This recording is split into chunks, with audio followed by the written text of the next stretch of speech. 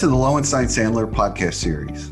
I'm Kevin Iredell, Chief Marketing Officer at Lowenstein Sandler. Before we begin, please take a moment to subscribe to our podcast series at lowenstein.com/podcast or find us on iTunes, Spotify, Pandora, Google Podcasts, and SoundCloud. Now let's take a listen. Welcome to Don't Take No for an Answer. I'm your host, Lynda Bennett, Chair of the Insurance Recovery Practice at Lowenstein Sandler. And today I'm very pleased to have with me my co-host and partner, Eric Jesse, also of the Insurance Recovery Group at Lowenstein Sandler. So good to see you again, Eric. You too, Lynda. Glad to be here. So we're picking up a discussion actually that we had last time when we were fortunate enough to visit with our partner, Marita Makinen, to discuss the current state of play in the M&A and private equity space and deal flow. And at this point, it's been a few months since we released our report addressing whether buyers are still getting paid under the rep and warranty policies that are put in place at the conclusion of the deal process.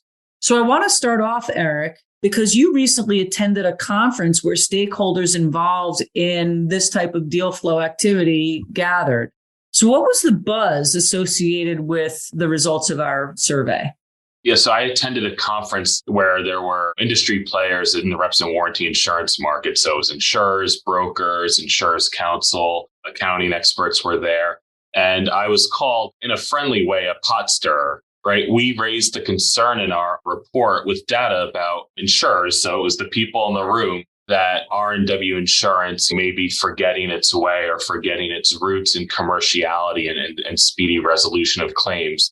So that was our report and the call to action that we had. And the report was referenced at the very beginning of the panel discussion on claims handling, noting some of the report's findings, particularly that claim resolutions take years, according to our respondents.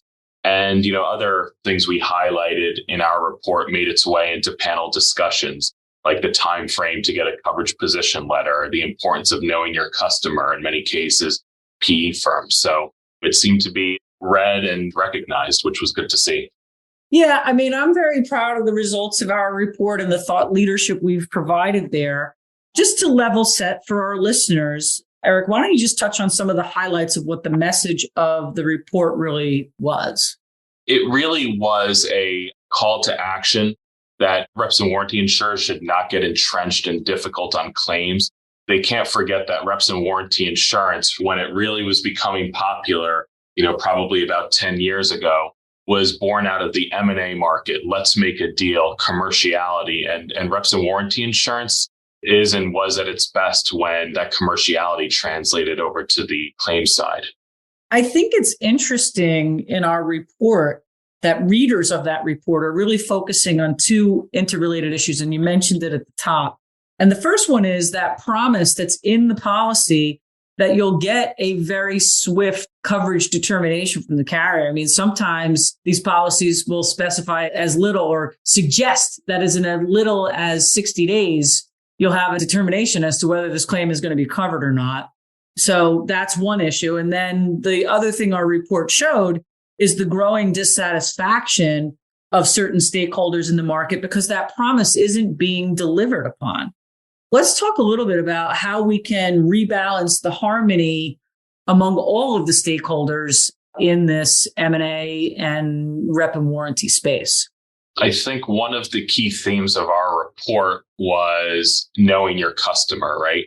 In many cases, it is a PE firm or corporate development representatives at a strategic buyer who move quickly on deals. They're able to close deals in a matter of months, and so they can't understand why an R&W claim takes years. And so what I did hear at that reps and warranty insurance conference was that message being conveyed by panelists, the know your customer component.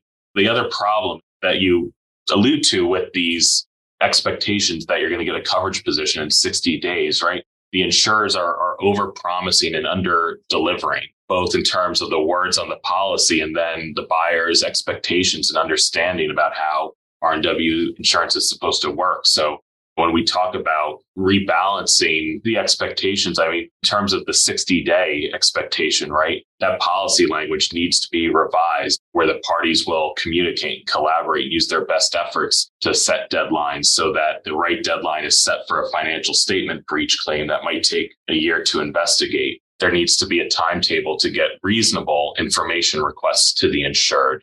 Let me interject there because we do like to keep it real on don't take no for an answer here.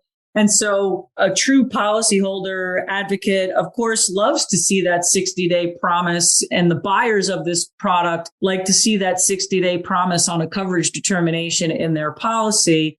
And I do have some reluctance in saying just take it out because the carriers do need to be kept on a timetable as well.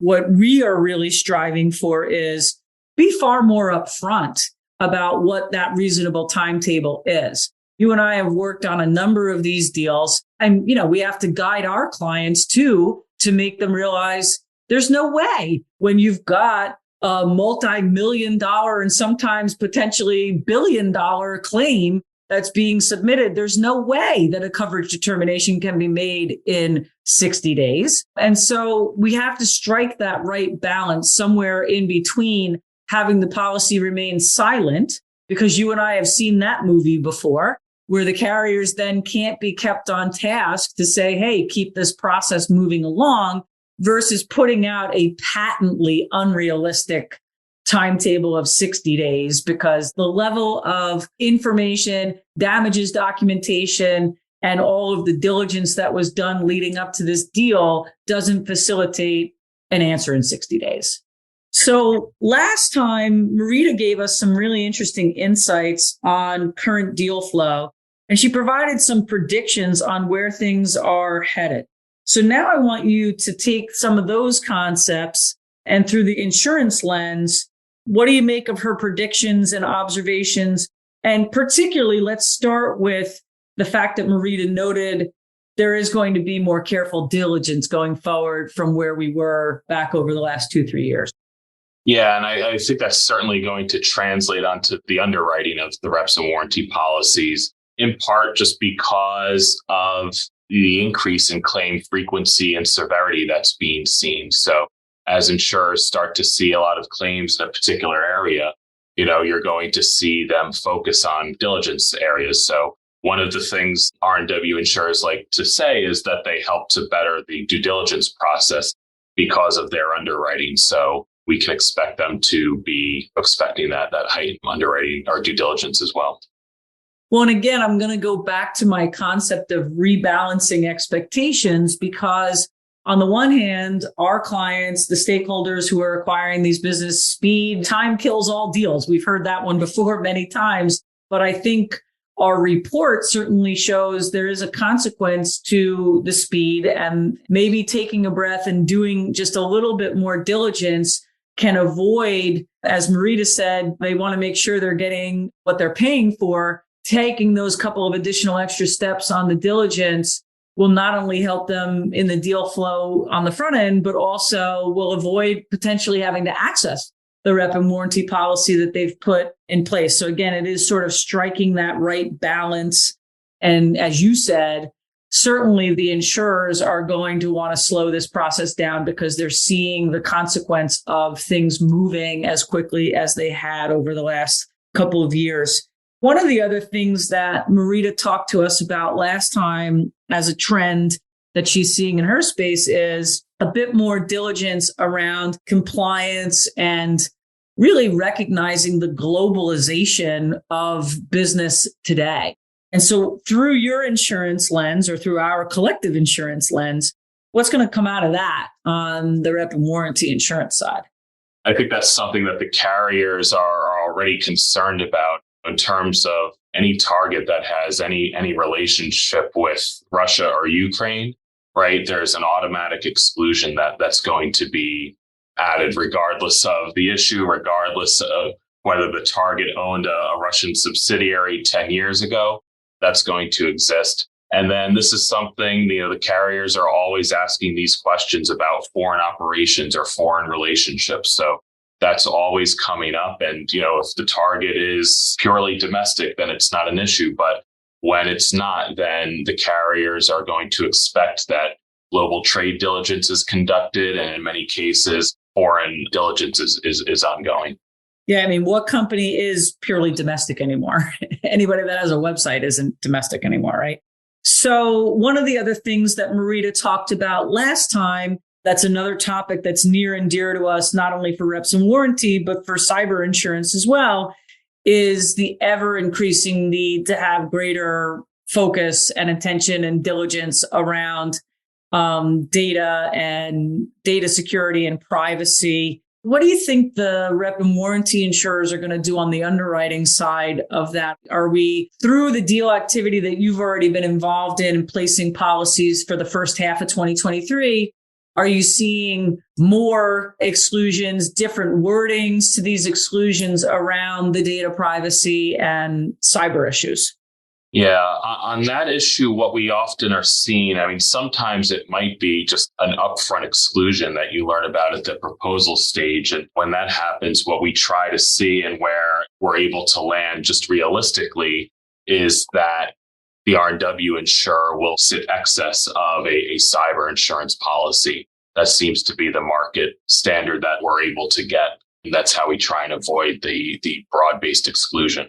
Well, one thing I've been thinking about in that space or on that issue is this may have pricing blowback, right? Because we know that on the cyber insurance market side, the scope of coverage that cyber insurers are willing to provide seems to be getting tighter and getting diminished. And so, one of the things we've got to keep our eye on with the rep and warranty insurers is, are we going to start to see premiums creep up when the rep and warranty insurer understands they're going to be closer to being sitting in the first position on those claims because the coverage just simply isn't available from the acquired company?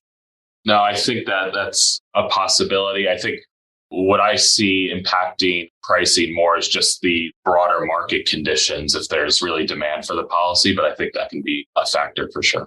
So that's one of the things I want to sort of hone in on before we wrap up today. And I think we posed the question to Marita last time, and now I'm going to let you and I weigh in on it.